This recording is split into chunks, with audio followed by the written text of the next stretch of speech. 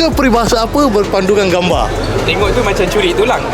Curi tulang? Sangat hampir tapi ada kena dengan tulang. Ya ke? Okey, kalau sebelah ni nampak macam gambar?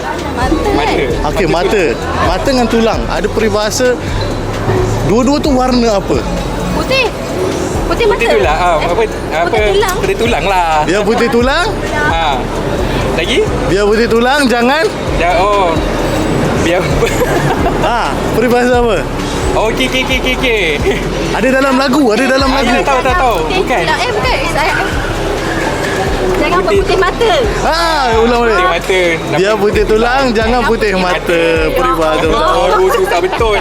Okey, teka peribahasa apa Sudah. ni? Apa yang abang nampak? Buaya, senyum, Okey. air. Okey. Kita baca dari sana ke sini cuba. Oh. Kalau kita Mungkin senyum betul. kena sebab kita rasa. Jangan Kalau kita- disangka air yang tenang tiada buaya. Betul. Terbaik. Walaupun aku tinggal Okey. sekolah lama. Peribahasa seterusnya. Sudah ni benda pula ni. Apa yang abang nampak dalam gambar ni dulu? Berat sama dipikul, ringan sama dijinjing. Sangat hampir tapi Sangat hampir, bukan. alamak, Bukan. salah Tapi dah. ada kena mengena dengan berat. sama juga, Ataupun kalau kita nak angkat berat tu kita memerlukan tarikan. Tarikan apa? I bila sotong kejap.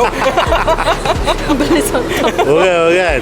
Alamak. Kalau okey, kat berat tu dia ada tulis berapa berat dia?